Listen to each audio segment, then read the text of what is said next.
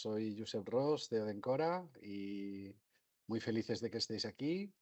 Vamos a hablar de un complemento súper maravilloso y mágico para BIM Backup, todos aquellos que tenéis BIM Backup, que son la mayoría de nuestros clientes, y que podáis entender cómo vamos a conseguir mejorar mucho la fiabilidad de nuestros backups, pensando que cada vez más nos pide la Unión Europea, ¿no? Que si ISO 27001, que si NIS 2, la gente que está en banca, en seguros, el tema del DORA, etcétera, de poder tener nuestro entorno de BIM razonablemente protegido y que no puedan entrar los malos así fácil, ¿vale? Van a acompañarnos hoy Rubén Cuesta, que es nuestro responsable de preventa, Miquel Mariano, que es nuestro responsable de infraestructuras, y de Object First tenemos la suerte hoy de tener a Miguel Tena. Gracias, Miguel, por participar, A que vosotros. es un gran experto del producto, nos va a contar cómo funciona. Es un hardware, ¿no?, que complementa al software que es BIM, ¿vale? Y nada, simplemente darles las gracias a todos, gracias al equipo de Object First por todo su apoyo. Y adelante, vamos a empezar ya. Rubén Cuesta, adelante, por favor. Pues nada, muchas gracias, Josep. Oye, bienvenidos a todos. Una suerte poder contar con vosotros en una jornada como hoy. Va a ser la primera de varias sesiones que vamos a hacer con este fabricante, Object First. Como decía Josep, es un complemento perfecto, ideal para BIM Backup. De hecho, solo es un appliance hardware, pero que solo funciona con BIM Backup, ¿vale? Si hay clientes que tienen otras soluciones de backup, pues no se puede utilizar. Pero como gracias a que hay una base enorme de clientes en todo el mundo, pero concretamente aquí en España, de BIM Backup, pues creemos que va a ser una punta de lanza para poder mejorar la seguridad de los sistemas de información y la protección de los backups de nuestros clientes. Por eso queríamos, pues, que conocierais el producto, que conocierais los modelos que tiene. Y yo creo que nada, sin más, le voy a dar paso a Miguel, que es preventa de Object First, y nos va a contar un poco, pues, las bondades de los productos de Object First, estos appliance hardware, y un poco, pues, cuál es la motivación, por qué surge, de dónde surge, quiénes han creado esta empresa. Así que nada, Miguel, todo tuyo. Muchas gracias, Rubén. Gracias, Josep. Miquel, gracias a ti también por compartir esta charla conmigo. Os voy a explicar hoy lo que comentaba Rubén y Josep, nuestra solución, la solución de Object First. Os compartiré pantalla, dividiremos la sesión en dos partes que las podéis interrumpir en el momento que queráis, por favor, hacerme preguntas cuando lo consideréis, si preferís hacerlo al final, si preferís hacerlo durante la presentación. Encantado de recibirlas y contestar. Entonces, la idea de hoy es hacer esta presentación, posicionar el producto, explicaros, pues, los orígenes, las funcionalidades, el portfolio de la solución y poder mostraros también en una pequeña demo lo que, por decirlo, poco que cuesta instalar la solución y lo fácil que es de integrar con BIM, y luego toda la operativa cuando tenemos el producto desplegado y desarrollado para aprovechar las funcionalidades avanzadas de BIM que ya estáis utilizando en vuestros entornos. Si os parece bien, comparto la presentación. Pues qué mejor compañía y plataforma que hacer este webinar con vosotros, con los compañeros de Encora. Así que gracias antes que nada por la posibilidad, que no lo he dicho. La idea de hoy, presentaros Object First. ¿De acuerdo? Object First, tenemos un producto que se llama UDBI. Esto son las siglas de Out of the Box Immutability. Es un appliance hardware específicamente diseñado para trabajar e integrarse con BIM. No existe la posibilidad de desplegarlo en un appliance virtual. Esto es parte de la seguridad de nuestro producto, que sea un sistema autocontenido, una caja cerrada, y está específicamente diseñado para integrarse con BIM. Esto veremos el por qué, cuál es el motivo, y el principal motivo son los orígenes de la solución. ¿Quién son los fundadores de Object First? Pues los fundadores de Object First, no sé si estos nombres os suenan, Radmir Timashev y Andrei Baronov, son las personas que en 2006 fundaron BIM, una empresa que era nueva, empezaba como nueva, a día de hoy tiene una base instalada increíble, está desplegada en un gran número de empresas, vosotros lo sabéis. BIM se fundó en el 2006, fueron Radmir y Andrei que lo hicieron. En 2020 la empresa BIM fue vendida a un fondo de inversión americano y a partir de ese momento Radmir y Andrei, que son personas pues, con motivaciones y con preocupación por lo que serían los entornos de backup, porque han estado vinculados gran parte de su vida a ello, pues durante su etapa en BIM se dieron cuenta de que BIM es un producto que funciona, que no únicamente funciona con entornos de visualización como al inicio, sino que fue añadiendo cargas de trabajo e integraciones con diferentes entornos, pero siempre ha sido una solución agnóstica en lo que se refería a los repositorios de backup. Esto lo sabéis, es una solución que permite almacenar backups en diferentes tipos de tecnologías. ¿Cuál fue su idea? Ostras, vamos a llevar a cabo pues lo que podría ser una empresa en la que definamos y diseñamos una solución que sea el mejor almacenamiento para almacenar de forma segura las copias de BIM, que esta solución sea a prueba de ransomware y que sea inmutable out of the box, que el cliente, que el integrador no tenga, que no requiera de un conocimiento avanzado para desplegar, integrar lo que sería la solución y que esté basado en los principios de Zero Trust Data Resilience, ¿vale? De resiliencia de datos de confianza cero. Estas eran las principales premisas que Radmir y Andrei pues, se plantearon a la hora de fundar la compañía. Por si no os suena, estos principios de Zero Trust Data Resilience están basados en los principios genéricos del Zero Trust, en los que sabemos que pues estos principios lo que dicen es que en algún momento, bueno, vamos a tener que asumir incumplimiento, ya no es únicamente necesario o ya no es únicamente lo único que tenemos que hacer es poner medidas de seguridad perimetrales, sino que en nuestro entorno también tenemos que poner el mayor número de medidas que hagan una segmentación de ese entorno para minimizar la superficie de ataque y el radio de explosión cuando tenemos una amenaza. Vamos a verificar explícitamente cualquier tipo de interacción con nuestro entorno, vamos a utilizar servicios de multifactor de autenticación, servicios de gestión de identidades y accesos y también vamos a interactuar con este entorno de la manera más segura posible. ¿Cómo? Dotando a los servicios, aplicaciones, dispositivos que tengan que interactuar con el entorno de accesos con privilegios mínimos, para que cada usuario, dispositivo y aplicación únicamente pueda hacer aquello que debe hacer y nada más, ningún privilegio adicional. Estos principios del Zero Trust se alinean con los entornos de backup y restauración de datos a través del principio de Zero Trust Data Resilience. ¿Cómo lo aplicamos nosotros o cómo lo aplica Object First a su solución? Haciendo una segmentación del software de backup y el almacenamiento de backup. Como comentábamos, nosotros somos un repositorio de backups de BIM. El segmentar, aunque tengamos una integración muy estrecha con BIM, lo trataremos más adelante, no hay ningún componente de BIM, ningún agente, ningún data mover instalado dentro del appliance. Por tanto, un compromiso de lo que sería el software de backup no va a implicar en ningún momento que los datos o que el sistema UDBI se vea comprometido o perjudicado por esta segmentación 100% de las capas. Seguimos las buenas prácticas de BIM con los múltiples zonas de resiliencia, este 3, 2, 1, 1, 0, 3 copias de los datos, 2 tipos de medios distintos, una de las copias offsite, el 1 adicional de la copia inmutable o AirGap, en este caso inmutable, y el 0 adicional de todas las funcionalidades añadidas que BIM ofrece para garantizar que los backups no están infectados, no están comprometidos y que a la hora de restaurar, lo que restauremos va a ser un dato que no esté comprometido y que no nos va a perjudicar al resto del entorno. Lo que comentaba, el 1 adicional que también añadimos es esta inmutabilidad. Nosotros en el primer nivel de backup, porque nos posicionamos como un primer repositorio de backup, un primary tier de los backups, porque no únicamente somos una solución que ofrece seguridad, sino que ofrece un alto rendimiento por la integración que tenemos con BIM, pues garantizamos la inmutabilidad en este primer nivel de backup.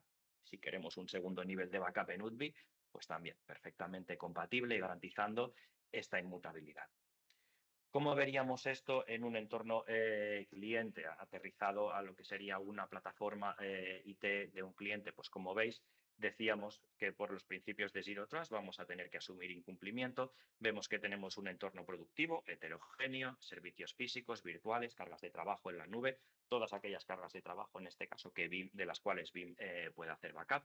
La plataforma software, como comentábamos, BIM, con todos sus diferentes elementos, el BIM Backup and Replication Server, toda la parte de proxies y el resto de servidores necesarios para realizar la operativa y los repositorios de backup. En este caso, un primer nivel de backup en UDBI, en un data center primario, y un segundo nivel de backup para cumplir con primer uno de las copias offsite, que puede ser un UDBI, puede ser un UDBI instalado en un proveedor de servicios, en el data center de un proveedor de servicios, o puede ser cualquier servicio de nube pública de almacenamiento de objetos, por ejemplo, AWS, Azure o el propio servicio de BIM Data Cloud Vault, por ejemplo. Como vemos, las superficies de ataque, pues en el entorno productivo muy extensas, muchos protocolos de acceso, muchos usuarios y muchos agentes interactuando con este entorno. Lo mismo en lo que se refiere al software de backup, muchos protocolos de comunicación. ¿Qué es lo que hacemos nosotros? Nos comunicamos con BIM a través de la API S3. Con esto lo que hacemos es disminuir al máximo lo que sería la superficie de ataque. Por tanto, añadimos este nivel de seguridad y de integración, porque al final nos integramos a nivel de API, pero añadimos que no haya diversos caminos para acceder al sistema, sino que únicamente a través de API S3. Reducimos al máximo la superficie de ataque, tanto en el primer nivel de backup como con el segundo nivel de backup, si también añadimos UDBI a lo que sería el entorno y esta segunda copia. Lo que nos encontramos a día de hoy en las plataformas que tenemos instaladas, pues que a lo largo del tiempo hemos ido utilizando sistemas, muchas veces sistemas reaprovechados, sistemas que a veces no son del nivel enterprise que el resto del entorno tiene.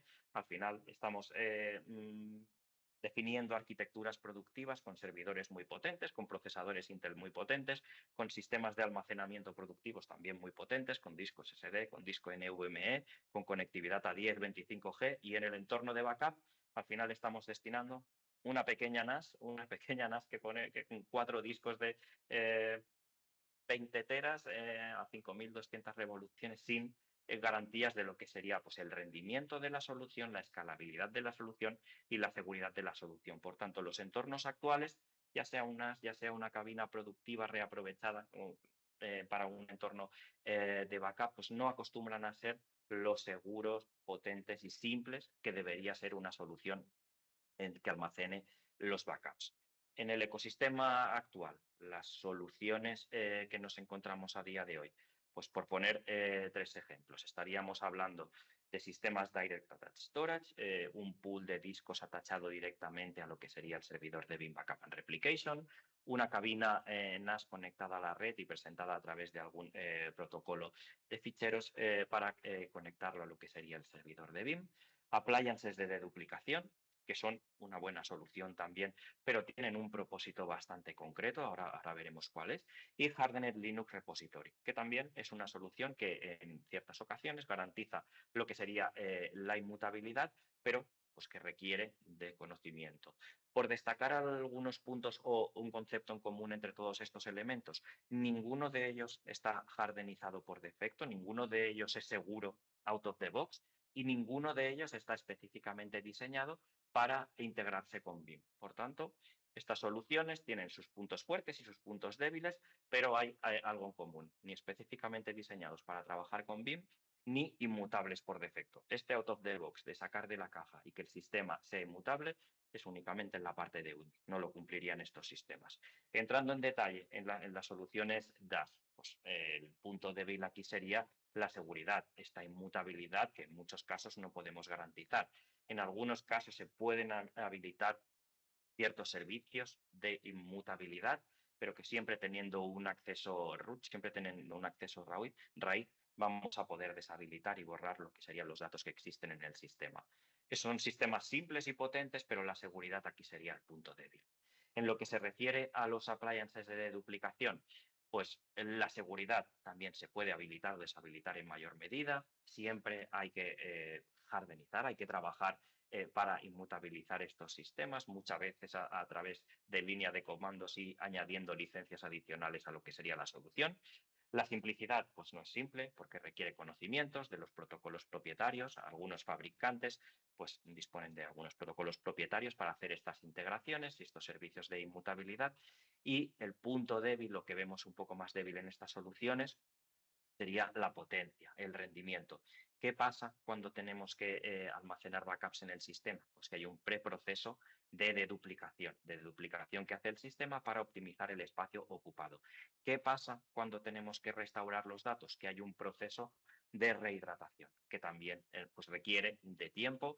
En muchas ocasiones, cuando necesitamos restaurar datos, incluso necesitamos no únicamente restaurar un fichero o una máquina virtual o un disco de una máquina virtual en concreto, sino que lo que queremos es restaurar la máquina virtual completa o levantar la máquina virtual completa desde el propio repositorio de backup.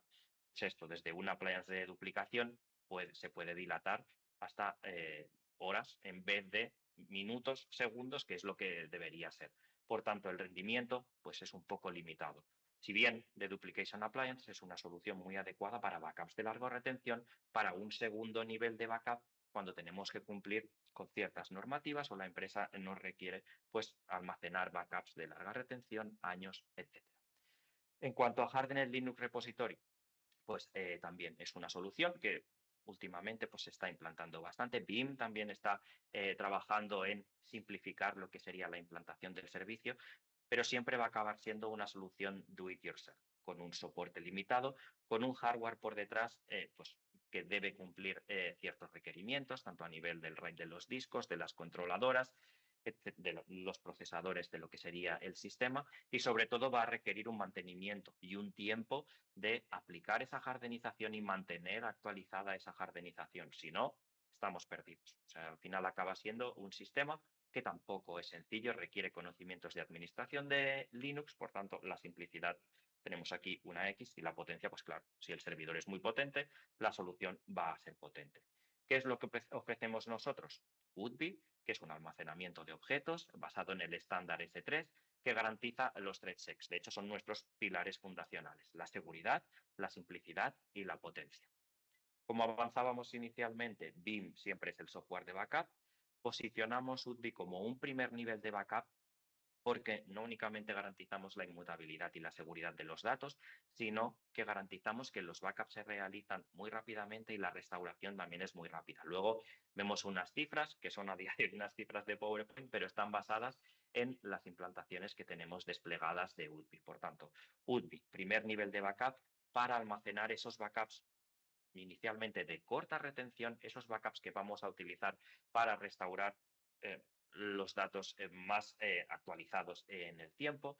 Podemos siempre añadir un segundo nivel de backup, como comentábamos, puede ser Woodbee o puede ser cualquier otro servicio que soporte Veeam.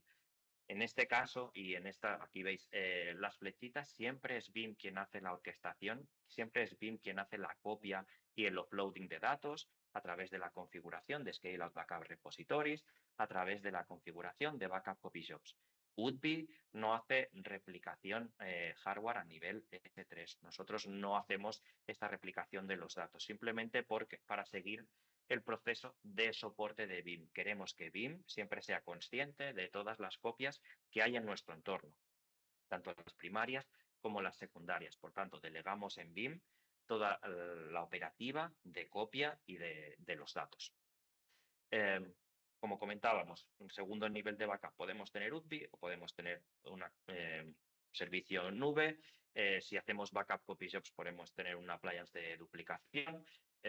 Podemos hacer un dispositivo de cintas para tener esta larga retención y las copias offline, o sea, cualquier tipo de repositorio que Veeam soporte. Como comentábamos también, nuestros pilares fundacionales, la seguridad, la simplicidad y la potencia. Haré un pequeño resumen aquí porque tenemos unas slides donde entraremos en detalle. Seguridad, lista para usar, out of the box. Este es el principal mensaje. Sacamos de la caja, enracamos, conectamos a la alimentación, conectamos los puertos de red, el puerto de gestión y el sistema es inmutable por defecto. Luego vemos cómo. Acceso cero a acciones destructivas. Esto tiene que ver con el que no tenemos un acceso al root. No existe un acceso al root. Esto es muy importante y muy diferencial respecto a otras soluciones. En 15 minutos tenemos la solución desplegada. No requiere de experiencia adicional en administración de un nuevo sistema. Si conocemos BIM, tenemos el 90%, 95% del trabajo hecho, porque en UDBI únicamente vamos a tener que configurar un par de direcciones IP, un par de nombres, integrar con BIM, dar de alta el repositorio, add new repo en la consola de BIM, y a partir de ahí todo el trabajo es de BIM. Crear un bucket, crear unas claves S3, veréis que es súper sencillo y muy similar a otras soluciones de almacenamiento de objetos. Y la potencia, ¿en qué nos basamos? En nuestro rendimiento. La ingesta de datos puede llegar en un clúster de hasta 4 nodos. Esto hago referencia ahora, haré más adelante. Somos una solución scale out. Nuestra solución está basada en appliances cerrados. No se pueden añadir discos en el appliance, no se pueden cambiar los discos del appliance o añadir bandejas, sino que nuestra solución escala añadiendo nodos al clúster.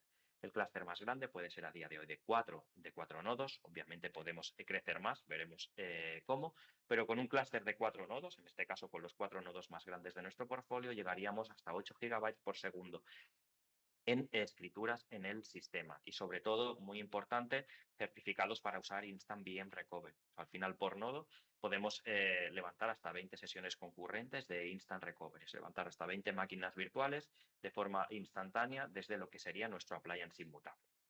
En cuanto a la seguridad, en cualquier momento, si alguien tiene alguna duda, Miquel, si quieres comentar alguna cosa, adelante. Yo me enrollo, pero en cualquier momento decidme, por favor. En cuanto a la seguridad de UDBI, lo primero aquí, inmutabilidad S3 out of the box. Otra vez volvemos a out of the box, para almacenamiento de objetos S3 y al utilizar el object lock, en este caso en modalidad compliance. No hay posibilidad de activar el modo governance. Por defecto, modalidad compliance, los objetos no se pueden modificar, cifrar, borrar, etcétera. Por tanto, máximo nivel de seguridad. El siguiente punto, repositorio de almacenamiento hardenizado sin acceso para realizar acciones destructivas. No existe acceso al root, no existe acceso al sistema operativo, al backend. Por tanto, no podemos hacer un reseteo del sistema. No existe esta posibilidad. Por tanto, estas acciones peligrosas las evitamos. Como comentábamos, separamos la capa de software y la capa de hardware, y esta seguridad que yo os estoy vendiendo aquí, os estoy explicando desde esta slide, es testeada por terceros. En este caso, nosotros colaboramos con la empresa NCC Group, una empresa de hackers éticos que nos realiza pentestings a nuestra solución a diferentes niveles, a nivel hardware, a nivel de la API S3, a nivel del software de Object First. Facilitamos a esta empresa, de hecho hicimos una colaboración de 60 días, se realizaron 2 tandas de pentestings, una de 30 días, primera de 30 días, una segunda de 30 días. Al final de la primera tanda de pruebas de 30 días se detectaron 20 vulnerabilidades de diferente nivel de criticidad. Todas ellas fueron solventadas. Volvimos a facilitar el appliances con las claves de administración, con parte del código fuente del sistema, para facilitar el trabajo de hackeo de lo que serían los trabajadores y los hackers éticos de NCC Group.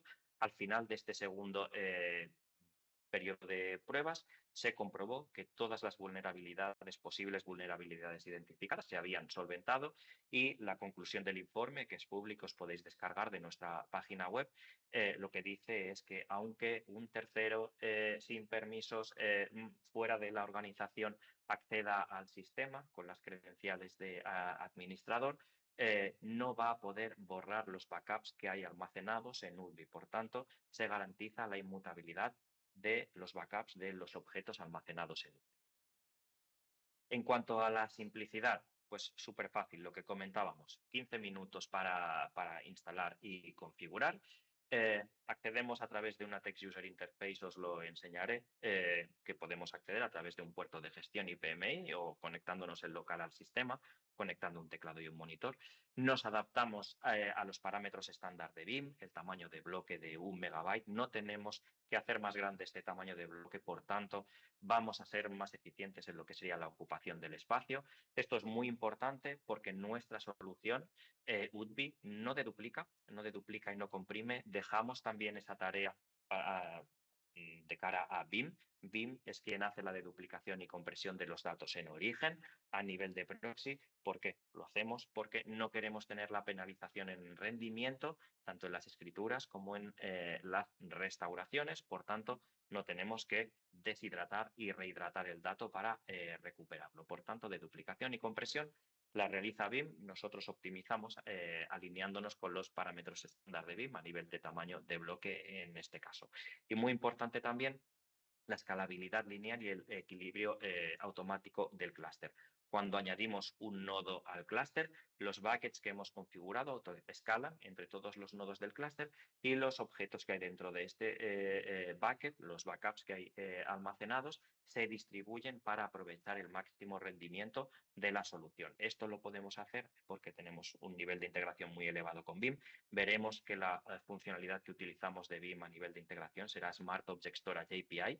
Esta es la manera en la cual UDBI habla con BIM y permite llegar a estos puntos de rendimiento que comentábamos y de los cuales haré hincapié en la siguiente slide. Como comentaba anteriormente, por nodo podemos llegar hasta 2 GB por segundo en lo que sería ingesta. Esto es alrededor de 7,6 teras hora, por tanto, un rendimiento muy elevado.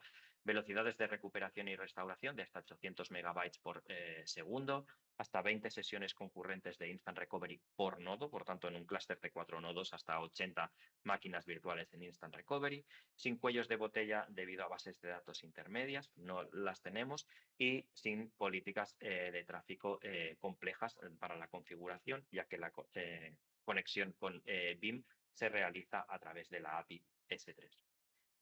Importante, este ADN común con BIM nos garantiza este nivel de certificación. Somos un Certified Partner Alliance de BIM, almacenamiento, un repositorio de almacenamiento de objetos con inmutabilidad garantizada, utilizando Secure Token Services de BIM y gestión de identidades y accesos de BIM también. Y sobre todo, y muy importante, y somos el único fabricante que soporta al 100%, Smart Object Storage API.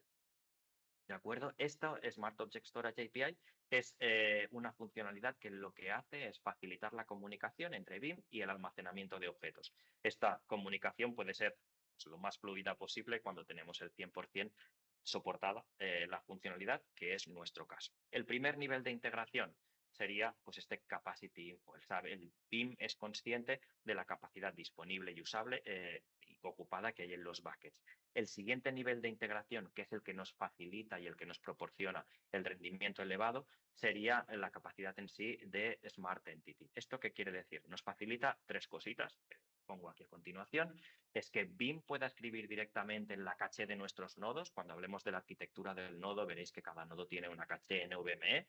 BIM, o sea, UDBI expone la caché directamente a BIM, por tanto, la ingesta de datos es acelerada, es lo más rápida posible.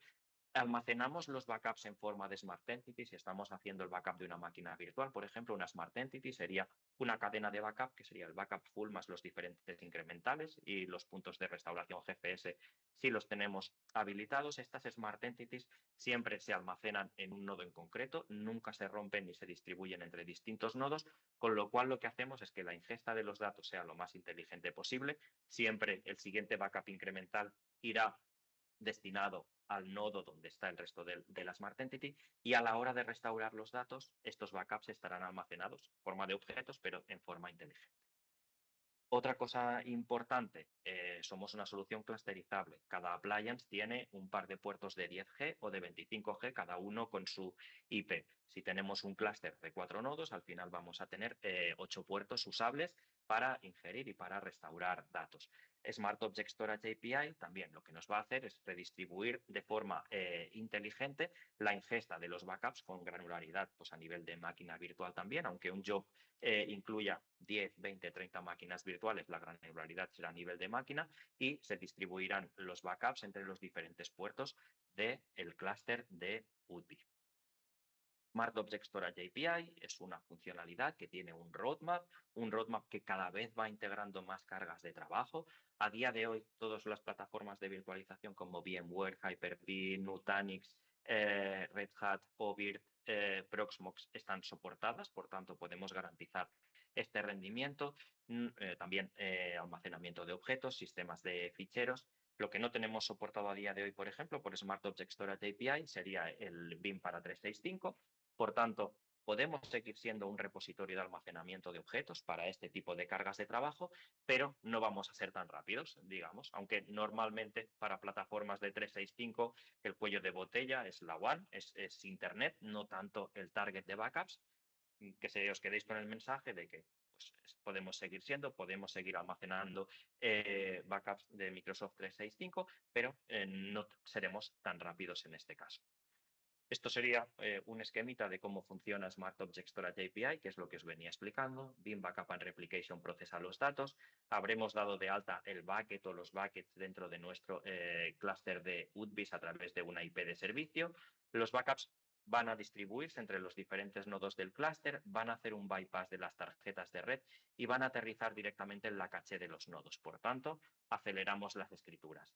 El backup de una máquina virtual se va a almacenar en forma de Smart Entity, por tanto, por ejemplo, pues para la máquina virtual File Server, pues a lo mejor la Smart Entity está en el nodo 1, en este caso, para la máquina virtual de BIM 1 en el nodo 2 y siempre va a ser autocontenida, nunca se va a distribuir entre diferentes nodos para facilitar lo que sería la restauración. Y siempre vamos a utilizar al máximo todos los puertos. Con una estrategia de round robin se irán distribuyendo los backups de las máquinas virtuales entre los diferentes nodos para aprovechar la eficiencia. A nivel de escalabilidad, como comentábamos, somos una solución scale-out. La comunicación siempre se realiza a través de Smart Object Storage API, esta SOS API, tanto a nivel de gestión como a nivel de transferencia de datos. Si tenemos un único nodo, crearíamos los buckets sobre ese nodo, todos los backups se enviarían al bucket o a los buckets configurados. Por nodo podemos llegar hasta 200 buckets. Si añadimos un nodo adicional, el bucket autoescala, los backups se redistribuyen. Si veis aquí arriba, cada vez que añadimos un nodo, en este caso es un ejemplo de un nodo de 432 teras, añadiremos no únicamente capacidad, sino que también añadiremos rendimiento a la solución, siempre con el autoescalado y la redistribución. Y sin necesidad de configuraciones complicadas a nivel de BIM. Añadir un nodo al clúster será estos 10-15 minutos adicionales, básicamente add node to the cluster de UDBI, sin tener que hacer nada más a nivel de BIM, de hecho. Nuestro portfolio. Appliances de diferente capacidad, empezando, siempre hablamos de capacidad usable, capacidad neta, después de haber aplicado el formateo, el RAID y el disco de Hotspur, tendremos estas capacidades para asignar a BIM, desde 20 teras, pasando por 40, 64, 128, 192, hasta el nodo más grande, que es de 432 teras. Como comentábamos, el clúster de UDBI a día de hoy puede llegar hasta 4 nodos, esto nos daría hasta 1,7 petas, alrededor de 1,7 petas por clúster. ¿Cómo llegamos a los 7 petas en un único repositorio? Aunque muchas veces también es interesante crear diferentes repositorios y redistribuir backups, pues llegamos utilizando Scale Out Backup Repository.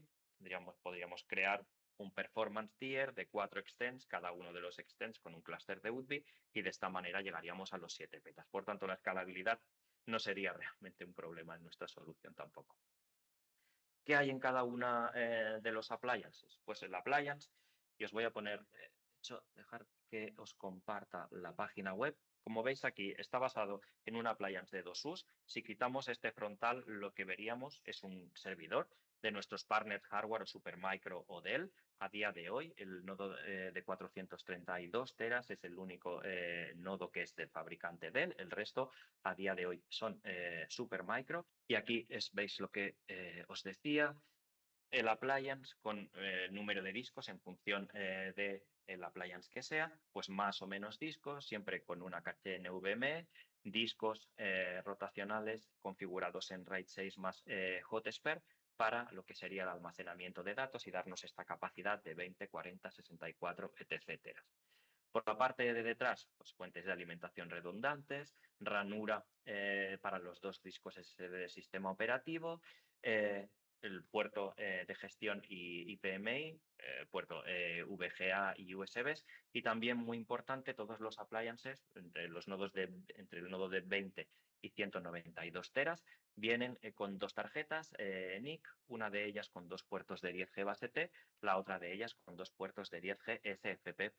Habilitamos una u otra en función del tipo de red del cliente. Si está basada en cobre, pues los puertos RJ45. Si está basada en fibra, pues los puertos SFP+. Los transceivers no vienen incluidos en la tarjeta, hay que añadirlos aparte. Esto, Miguel, hemos dicho que los nodos no se pueden configurar, ¿no? Es decir, tú pides un nodo de 20 teras o de 40 o del tamaño que sea, pero no puedes elegir ni qué discos, ni cuántos discos, ni qué tarjetas, sino que ya viene todo dentro de esa caja, ¿verdad?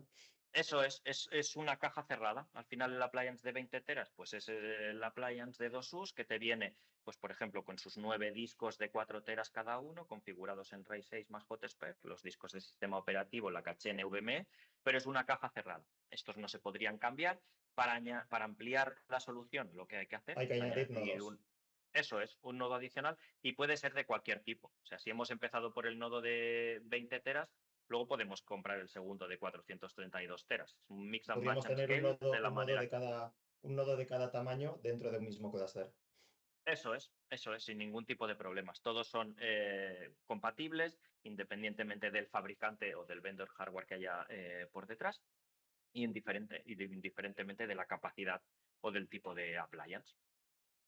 Genial. Mira, justo ahora mismo nos hacen una pregunta en el chat a este aspecto, que dice, ¿el hecho de añadir nodos de diferentes tamaños influye en algo? ¿Vale?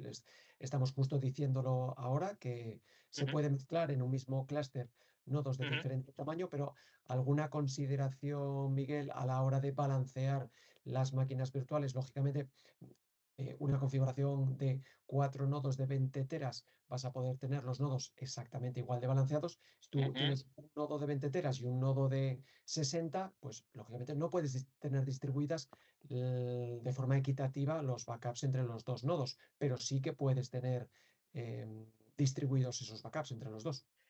Eso es. De hecho, los buckets, toda esta operativa la hace Smart Object Storage API. El escalado de los buckets y la distribución de los backups entre los nodos la hace UDB y Beam con esta funcionalidad. Por tanto, a nivel de usuario, obviamente los nodos van a ser distintos. Vas a tener más backups almacenados en un nodo de 432 que en el nodo de 20, pero la solución lo que va a hacer va a hacer el autoescalado y la distribución de los backups en función de la capacidad disponible en cada uno de los nodos. Y en términos de rendimiento, en principio no hay ninguna diferencia, porque los nodos, salvo el más grande que tiene interfaces de red a 25 gigas, el resto van a 10 gigas con la caché NVMe. El rendimiento es igual a nivel de escritura y a nivel de lectura en un nodo de 20 o en un nodo de 60. Eso es, del nodo de 20 al nodo de 192, en todos vamos a tener por nodo de un rendimiento en escrituras de 1 GB por segundo y 600-800 megabytes por segundo en lo que sería restauraciones. En el nodo de 432 teras es el único que duplica este rendimiento. 2 GB por segundo y hasta 1,2, 1,6 terabytes por segundo en lo que sería restauraciones. Entonces es sencillo, la arquitectura sería de un servidor que conocéis de toda la vida, con sus fuentes de alimentación, sus procesadores, sus discos de sistema operativo, su controladora RAID, sus discos, su caché NVMe. Por tanto, sencillez también a la hora de la arquitectura de lo que sería el sistema. Si quieres, Miguel, tenemos otra pregunta que había dejado Sí, claro. para que comentásemos ahora, que nos preguntaba Félix Pablo, si tuviéramos alguna copia fallida, almacenada, si esa copia se podría borrar o tendríamos que esperar a que llegue, a que finalice la retención. Vale, tenemos que esperar a que finalice la retención. Nosotros marcamos, os lo enseñaré en la demo, un periodo de inmutabilidad. La integración es 100% con BIM, por tanto, el periodo de inmutabilidad lo gestionamos y lo administramos desde BIM. Ese número de días lo veremos cómo se define cuando añadimos un nuevo repositorio. Y sí, hay que esperar a que finalice ese periodo de retención. Si marcamos un periodo de retención de 15 días, pues los backups son inmutables durante esos 15 días, más el periodo que añade BIM adicional de Block Generation, que son 10 días adicionales para soluciones compatibles S3, y tendríamos que esperar ese tiempo, sí. Eso, lógicamente, al final, Miguel, redunda en que la solución de verdad es inmutable y no se puede modificar. Como no tenemos un acceso root, comparado con un repositorio hardened Linux, en el que sí podíamos elevarnos como root, poder quitar el atributo de mutabilidad y poder borrar los ficheros de backup antes de que expirase, aquí no. Y de verdad, ni nosotros como administradores ni un hacker podría ser capaz de borrar algo antes de que llegue, antes de que finalice la retención. Eso es, así es. Esa es la parte buena de nuestra solución, o sea, la inmutabilidad es real. Por tanto, no se pueden borrar esos backups hasta que expire el periodo de inmutabilidad. Genial, Nada, pues si genial. quieres eso, empieza con la demo y así Sí, que vean un poco cómo es el entorno. claro que sí. Mira, lo primero que haremos es lo que os comentaba al inicio. ¿Qué vamos a hacer? O sea, vamos a bueno, un par de personillas ahí, 15 minutos para enracar, para sacar de la caja, enracamos, conectamos a la alimentación, conectamos los puertos de red, el puerto de gestión, o le conectamos un teclado y un monitor. ¿Qué es lo que veríamos? Pues os voy a enseñar la consola a texto, esta parte de 2 minutos, la tengo grabada, que es donde vamos a empezar con lo que sería la configuración de red. Mira, aquí os pongo las diferentes opciones que tenemos. Obviamente, cuando empezamos, lo que vamos a hacer es Setup New Cluster. Aunque tengamos un único nodo, es un cluster para nosotros. Podemos empezar por un nodo, no hay ningún problema. Entonces, hacemos Setup New Cluster, elegimos esta opción y lo que comentamos, de cada nodo vamos a utilizar un par de puertos de 10G. Cada uno, sean base T o de 25G en el nodo más grande, sean base T o sean FPP+, los puertos de 10G. ¿Qué vamos a hacer? Asignar una dirección IP para cada uno de esos puertos. En este caso estamos utilizando la 116.460. Definimos el resto de parámetros de red, submáscara, default gateway, DNS principal y alternativo en caso de existir. Hacemos lo mismo para el siguiente puerto. Los dos puertos se utilizan en forma activo-activo, no se configura un triangle ACP entre los dos puertos porque queremos utilizar Smart Object Storage API y poder enviar backups de forma alterna o de forma eficiente entre los dos puertos y que sea Smart Object Storage API quien decida cuál es el puerto más efectivo para hacer la ingesta de ese backup. Una vez hemos configurado la IP de los dos puertos de 10G, lo que hacemos es poner un nombre al nodo. En este caso le vamos a poner UDP01, ¿de acuerdo? Enter, y lo que vamos a hacer va a ser aplicar lo que va a hacer el nodo automáticamente, aplicar estos parámetros de red configurados. Importante, el sistema, podemos habilitar la telemetría, el sistema de telemetría para intercomunicarse con nuestros sistemas. Para la parte de soporte y también para la parte de alertas, updates, etcétera. Si hubiese un update disponible, el sistema nos preguntaría si queremos actualizar el software en ese momento. No aparece aquí el box, pero lo que haríamos es darle OK, actualizaríamos el software y tendríamos el software actualizado desde inicio. Veremos que durante el proceso y la administración y durante el tiempo de vida del sistema también es muy sencillo hacerlo. Ponemos un nombre al clúster, hemos puesto un nombre al nodo, en este caso lo llamamos UDP, bastante sencillo, y una IP de servicio. Esta es la IP que vamos a utilizar para conectar el repo con BIM, en este caso la IP 4.70, que será una IP virtual on top de las IPs de los puertos de 10G. Definimos un password para acceder a la Web User Interface, que os lo enseñaré ahora. Estos serían los 2 minutos y medio necesarios para configurar los parámetros de red del sistema. Este usuario Object First es el único usuario que tendremos para acceder a la plataforma. No hay un usuario de línea de comandos, no hay ninguna puerta para entrar que no sea la interfaz con este usuario, ¿verdad? Eso es. Existen otros usuarios con menos privilegios, pero podemos definir diferentes usuarios en la Web User Interface. Este es el usuario por defecto, el usuario Object First. Luego podemos definir usuarios, administrador hardware, usuario con permisos para crear un bucket por si hay diferentes usuarios en la administración del entorno de backup.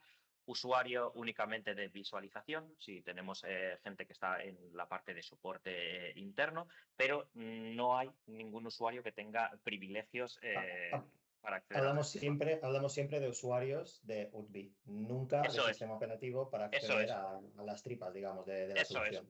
Eso es solo de UDP, correcto. Entonces, con estos usuarios, lo que haríamos es acceder a la Web User Interface con la contraseña. Yo tengo aquí mi usuario creado con la contraseña creada en el paso anterior, que si he tecleado bien, pues debería funcionar. Y aquí entramos en la Web User Interface. Esto es la máxima complicación del sistema, que como veis, pues es bastante sencillo. dashboard, información general, monitoring. Aquí tenemos diferentes parámetros de rendimiento, de throughput, tanto a nivel de API S3 como de disco, como de uso de CPU, operaciones de la API, uso de storage, diferentes gráficas que podemos ver online o podemos hacer también pues, a nivel diario, semanal o mensual. Cuando accedemos por primera vez a la Web User Interface de Woodbee, lo que tenemos que hacer es básicamente lo que queremos es configurarlo como repositorio. Para configurarlo como repositorio, lo que haríamos es crear un bucket y crear unas claves S3. Tendríamos un wizard aquí que nos iría iluminando los pasos de lo que tenemos que ir haciendo. Lo primero, pues por ejemplo, crear las claves S3. Como veis, aquí tengo unas cuantas creadas, crear una nueva, pues sería darle un botón de Create Key, poner el password. Si tuviésemos el multifactor de autenticación activado, también el multifactor de autenticación. Este es el password que hemos utilizado para acceder a Web User Interface. Lo mismo, si he tecleado bien. Vale, pues por ejemplo, copiaría, me lo copio, por ejemplo, aquí en un bloc de notas. Tanto el Access Key ID como el Secret Access Key. Y este aquí. Vale, las mantengo aquí. Aquí cerraría, ¿de acuerdo? Y creamos un bucket. Por ejemplo, vamos a hacer crear bucket. Como veis, aquí también tenemos pues unos cuantos. Hay 5 pantallitas con buckets creados. Para crear un bucket nuevo, simplemente create bucket y ponerle un nombre. Test 08, por ejemplo. Todo en verde, que cumpla la normativa. Muy importante, el versioning está habilitado por defecto. Esto lo que es una característica indispensable para que los objetos almacenados dentro del bucket sean inmutables. Por tanto, el check está habilitado por defecto. Si queremos un entorno de pruebas, pues lo podemos deshabilitar, pero en un entorno productivo lo dejamos habilitado. Y sería pues darle a Create. Una vez creado, no se puede deshabilitar. Una vez creado, no se puede deshabilitar, exacto, cuando hemos empezado a escribir alguna cosilla ahí, ¿vale? Cuando lo damos de alta como, mira, vamos a hacer la prueba. Por ejemplo, tengo el versioning habilitado, ¿vale? Pero yo no he escrito nada aún en este bucket, que era el MTM08, me parece, test, pues no sé cómo le he llamado.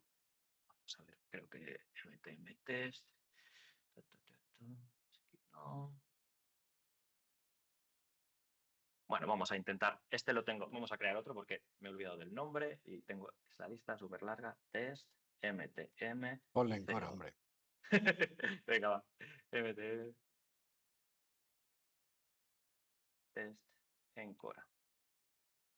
Y versioning habilitado, create.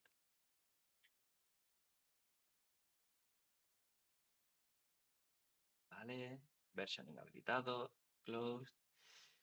Test en Cora, lo tengo aquí. Como veis, backup data y generic S3 data, 0 y 0. En este momento, como no tengo nada dentro, lo podría borrar, ¿vale? Si yo hago delete bucket, pues podría borrarlo. Aquí me permitiría borrarlo. Pero, por ejemplo, está borrado. Por ejemplo, este test MTM06, que aquí ya lo he dado de alta como repo en Vim, por tanto, he creado un folder ahí dentro, aunque no tenga backups. Lo voy a intentar borrar.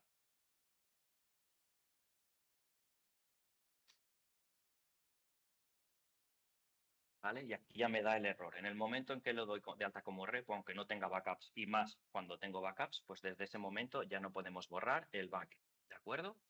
Entonces, por ejemplo, lo que haríamos ahora, hemos creado un bucket, hemos creado unas claves S3, quizás utilizo alguna de las que ya tengo, me iría a la consola de Vim, vamos a ver si le da la gana. Vale, ¿qué haríamos? Vamos a añadir un repo, backup infrastructure, vamos a ir aquí, backup repository. Bueno, como veis, todos estos buckets azules son buckets que ya tenemos dados de alta en el Vim de laboratorio. Añadimos un nuevo repositorio, Object Storage, compatible S3, compatible S3. Le pondríamos un nombre a este nuevo repo. Y aquí lo que se nos va a pedir es un service point, una IP de servicio y unas credenciales. ¿De acuerdo? La IP de servicio es la que hemos configurado en la Text User Interface y la podemos encontrar en el dashboard de la Web User Interface. La tenemos por aquí, está acabada en 4.70. Hago un copy-paste fácil. La región es algo que viene del estándar S3, lo podemos dejar por defecto, podemos poner el nombre que nos apetezca. Y aquí pues utilizaríamos alguna de las claves S3 creadas. ¿Vale? Yo tengo esta por aquí creada también hace unos días. Le doy Next. Y entonces ahora ya me estaría conectando al clúster de Woodbee. Y ahí ya podría hacer un browse de los buckets que tenemos creados dentro del sistema y empezar y darlo de alta como repo. Por ejemplo, pues podría elegir cualquiera. MT esto 8. Okay. Aquí hay una funcionalidad nueva de la versión 13, el Automatic Bucket Creation Enabled. Esto les es útil a los fabricantes que no disponen de Smart Object Storage API por la creación de buckets automática. Nosotros lo deshabilitamos porque no lo necesitamos en este caso. MTMTest 08, browse. Aquí lo que tendríamos que hacer es crear un new folder. Le pondríamos un nombre, backup. Le daríamos OK. Y aquí es donde podríamos limitar cuánto ese bucket puede autoescalar o no. Si queremos limitarlo, normalmente no lo limitamos, pero lo podemos hacer.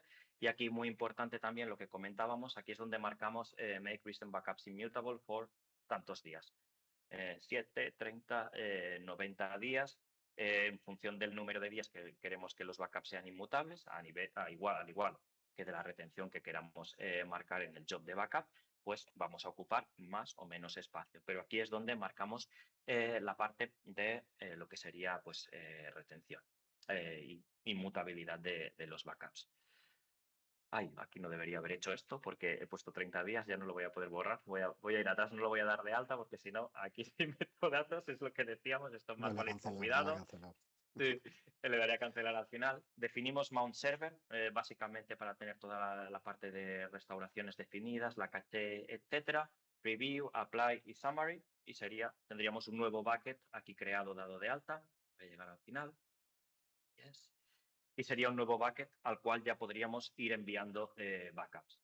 ¿Alguno que tengamos creado? Pues, por ejemplo, aquí tenemos algún job que apunta a uno de los buckets. Este job pues, tiene 4 máquinas virtuales, por ejemplo, un domain controller, filler, este servidor de Kasten y de Vim1.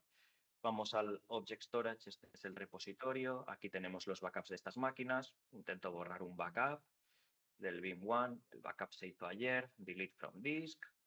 Delete machine from backup. Vamos a hacer un yes. Y entonces, obviamente, Vim va a empezar el job de lo que sería el borrado, lo va a intentar hacer. Y al final lo que nos tiene que dar es un error. No se han podido borrar estos backups o este backup que me estás pidiendo que borre porque el sistema lo tiene marcado como inmutable durante un periodo de X días. En este caso, pues por ejemplo, durante 14 días hasta el 14 de julio. Es un poco más de estos 14 días por los 10 días adicionales que añade Vim de la inmutabilidad por Clock Generation, pero pues aquí no podemos borrar los backups. Entonces, pues habría finalizado este job con error. Oye, Miguel, llevamos ya casi una hora. Yo pararía ya porque esto es infinito, ¿vale? Y haremos otros ya un poco más avanzados, ¿vale? Yo creo que tenemos muy claro que es un componente hardware, que no tiene sentido si no tenemos Vim en nuestra empresa, ¿no? Tendríamos que tener Vim para complementarlo con los JetFeeds, quitar todo lo que tengamos de NASes de estas baratitas o de cabinas viejas o historias de estas, ¿no? Y poner nuestro equipo. Me gustaría decir que, porque hay una pregunta en el aire de esto cuánto vale, ¿no? ¿Vale? Que hemos hablado ahí con la jefa y podemos decir a partir de 20.000 euros, ¿vale? Podemos tener esta solución. Luego, evidentemente, todos los que queráis saber precios nos mandáis presupuesto, hablaréis con Miquel, con Rubén, vemos exactamente el tamaño que tenemos que tener. Yo esto de los 7 petas que has dicho se me viene un poco justo porque hago muchas fotos, ¿sabes? Sí, suele pasar. A mí también. No sé yo. Y nada, súper contento de todo lo que has expuesto, súper fácil. Adelante, por favor. Y preguntas más que tengáis, ¿eh? Eso sí, cualquiera que quiera ahora mismo pues se puede quitar el micrófono y puede preguntar también, pero sí que durante la inscripción, el proceso de inscripción, hubo una persona que nos escribió, lo pego ahora en el chat, para decir si podíamos explicar pues, cómo se realizaría la recuperación del entorno en caso de un virus o problemas en el CPD on-premise, ¿vale? Entonces, Miquel, si podéis contestar.